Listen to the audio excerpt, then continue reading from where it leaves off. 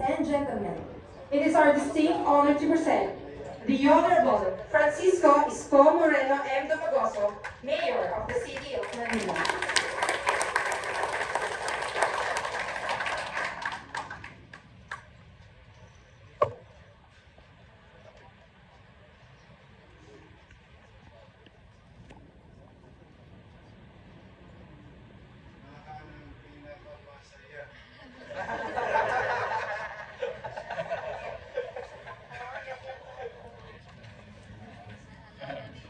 Alam ko nasa television.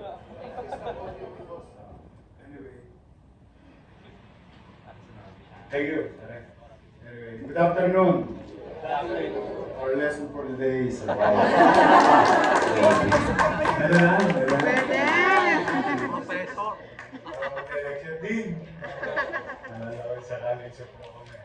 But anyway, well, una, maraming salamat.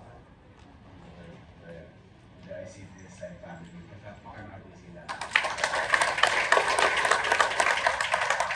Ito po yung sinabi naman kanina. Recently, about a few weeks ago, we were in Rosario Almario Elementary School, mga aking alma mater. Lahat ng top-notch equipment pagdating sa sports. In fact, meron yung isang makina na binigay sila. Dalawa lang sa Manila. Isa sa Lasal, yung isa now sa Almario Elementary School. Supporting our students in their sports activities and be more competitive by accessing better equipment. Because we build the facility already. Alam niyo naman, yung recently, mga pinagkagawa natin about education, we are preparing our schools to sa demand of population. Because population will continue to grow, and kapag ang bata, pinanganak, they will occupy the space in our classroom. And I'm happy for those schools that we already built that can answer 15-year growth of population demand regarding the space at eskwelahan. And yet, we're tayo ng ICPSI. Now I'm here, I'm grateful again. No? Ibang klase to. I mean, if I'm a teacher or lecturer, I'll be comfortable talking and walking without holding anything. So para lang ako nasa television. Just imagine that. That's why talaga ang ICPSI, wala na akong maikumpara. Ngayon, ay partner natin sila sa elementary. Ngayon, today naman, partner natin sila sa kolehiyo. Baka malay mo, baka partner din natin ito sa College of Health Sciences in the future.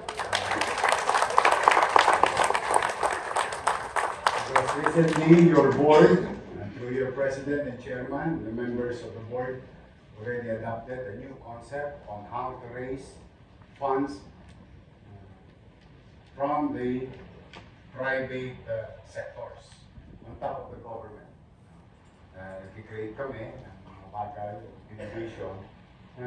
Hopefully, this is not new ideas.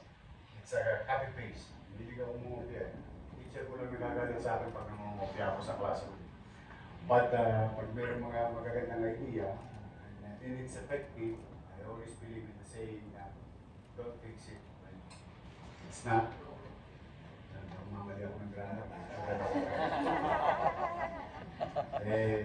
On behalf of the people of Manila, thank you very much, ma'am. Pakisabi kay CRG, boss. Masaya ako para sa inyo. And kayo na mga naparito, hindi lang yung College of Medicine po. Halo-halo ito. Pasensya na kayo, medyo special lang yung araw na ito sa College of Medicine or College of Health Allied Ayun. Ginigibanan. We are one class. We have a better place for you, for that particular sector or segment of the institution.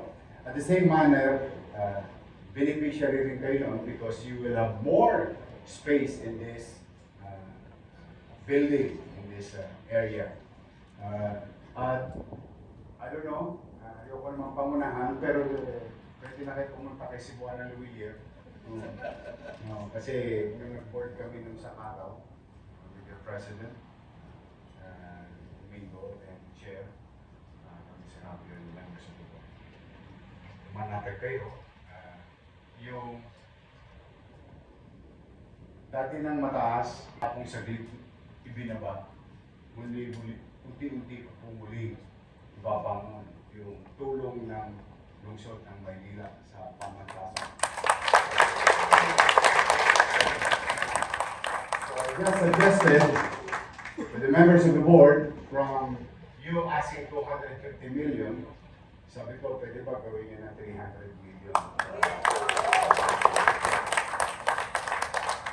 We will add back another 50 million. Actually, nangyari na yan nung first time ko.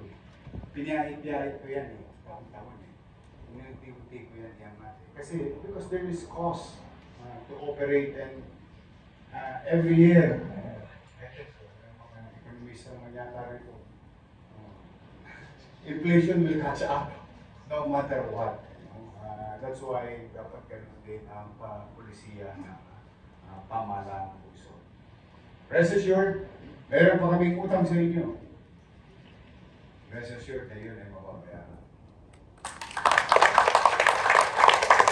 Maring masito yung ginawa, but we don't want to point fingers anymore. We just do our job, confront the problem, offer solution. Ganun na lang tayo. Move forward lagi.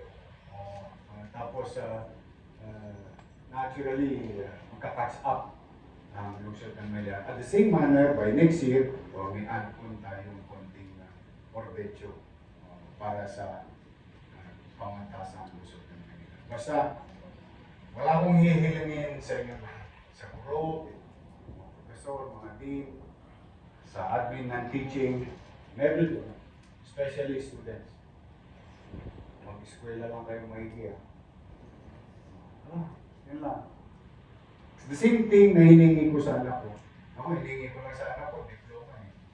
Kaya lang, anak ko yata, gusto mag-PhD. Ang tagal na sa eskwelahan ngayon. But for you guys, yun lang ang hiningi ko sa play. Because you're gonna be future mother, father, leaders, maybe professionals and so on. You're the future. Ako palagitnaan na. Yung iba dito, konti na lang ang birthday. Ganyan na yung susunod. Kumbaga sa line-up, I will pay the way, then your time to shine will come. And that's why, in our own little way, among your teachers, deans, institutions, public sectors, your local government, working hand in hand to really support you. Yung maitawid kayo sa at least, at the very least, convenient environment ng inyong school ground, school facilities. At the very least, kung di man namin kayo mabigayan ng luho, huwag lang kayo maging argabyado. You will be at par with others. Yun ang minimum goal namin. Because the policy of the city under my watch is very basic.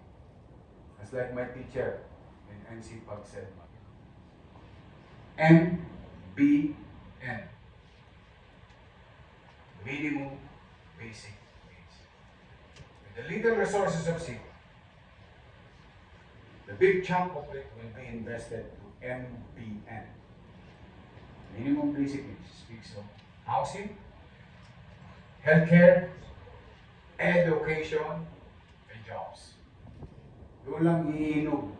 Yung mga nakikita niyong pailaw, open green space, peace and order, kaliwalas, ano yung betching, pampasarap na rekado kung paano patataasin ang antas ng pamumuhay ng tao. Ngunit yung pangunahing malaking suliranin at kakailamanin ng isang mamamayan, doon namumuhunan ang inyong total na pamahalaan. Kaya pag may ganitong aktibidades, tuwan-tuwa kami. Bakit? Wala tayong toskas dito.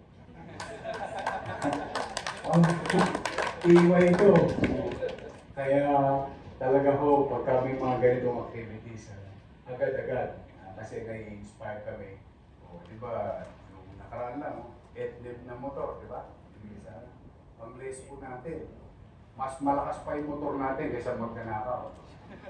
Oh, yun, tiyak yun. NMAX yung mga pinabibili ko doon sa mga race. O sa Lunes, bago ko dumating dito kanina, may good news pa rin, okay na yung Shanghai Shek. Meron tayo pa rin bagong motor ulit. So parang nangyayari ba, nakakatawang isipin na yung mga pribadong sektor like ICTSI and others, ano na, nagpipitsin. Eh talagang importante yun eh. When you inspire your people, inspire others to do common goal, betterment of our community. Atin ko, may kakahinat, may mapupuntahan tayo. So sa mga adabs, ano pasang-awa, abang pasang-awa naman. Tapos gusto ko nang bubukas ng Facebook sa umaga, mga alas 7. PLN, top 2, top 1. Pag yun sabi ko, worth every penny. And I can face any taxpayer in the city na sulit ang bawat sentimo na ipinagkatiwala mo sa aming pamahalaan. Dahil ito yung mga ATAPs namin, mga top-notch na mag-aaral at professional. So you continue doing so.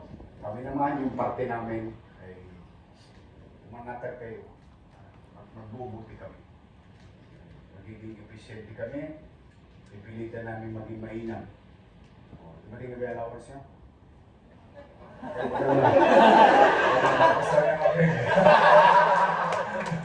Oh, nadali mo rin first quarter.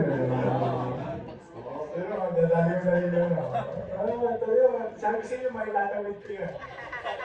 Awan Diyos. Basta, galingan nyo lang. It's not we inspire you. You inspire us to be better in government. Show us that it's worth our time. Show us it's worth our effort. Show us it's worth our working together to be effective and efficient. Kasi pagka kayo nagpo-produkto o nagpo-produce ng maganda, lalo kaming ginaganahan lahat dito. At magpapatuloy kami magsasama-sama. Nasa awit ng Maynila, papatunayan, Maynila, dalhin mo ang Maynila. Tandaan niyo. So muli, on behalf of the people of Manila, ma'am, thank you very much.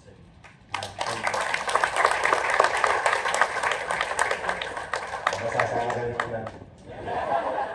Ang dumami pa kayo. Hindi na inabot ang mga ATAPs yun.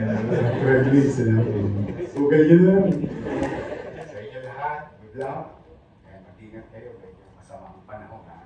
Don't take this weather lightly. Drink a lot of water. Take care of your health. And yawa Diyos, makakaraw sa inyo. Wala inawa kayo ng pokay. Manila! Gracias.